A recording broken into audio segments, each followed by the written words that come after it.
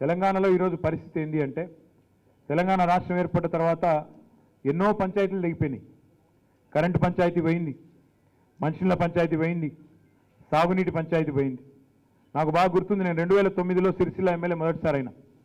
ఆనాడు నేను గమనించేది అక్కడ ఎన్నడూ చూసినా మనకు నీళ్ళ పంచాయతీ ఉండేది, సాగునీటి పంచాయతీ.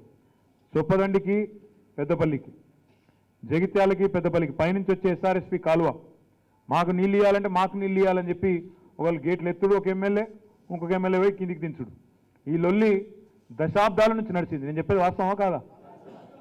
ఈరోజు ఉన్నదా పంచాయతీ? అది మీ లింక్ కెనాల్ పూర్తయిన తర్వాత, ముఖ్యంగా కేసీఆర్ గారి నాయకత్వంలో కాళేశ్వరం ప్రాజెక్టు పూర్తయిన తర్వాత ఆ ఎస్ఆర్ఎస్పీకే పునరుజ్జీవం పోసే రివర్స్ పంపింగ్ ప్రాజెక్ట్ ఏదైతుందో అది పూర్తయిన తర్వాత ఏ పంచాయతీ లేకుండా ఇవాళ వరద కాలువ కూడా సజీవ జలధారగా మారిపోయిన తర్వాత కరీంనగర్, ఉమ్మడి కరీంనగర్ జిల్లా, నేటి పెద్దపల్లి జిల్లా, సిరిసిల్ల జిల్లా, జగిత్యాల జిల్లా, కరీంనగర్ జిల్లా, 4 జిల్లాలైన ఉమ్మడి కరీంనగర్ జిల్లా ఏదైతుందో ఇవాళ ఒక అద్భుతమైన బంగారు తునక మాదిరిగా ఒక్క ఇంచు కూడా జాగిడ్చి పెట్టకుండా ఇవాళ బ్రహ్మాండంగా ఏ మూలకు పోయినా ఇవాళ ఎక్కడ పోయినా పచ్చగా కనబడతా ఉన్నది కరీంనగర్ జిల్లా.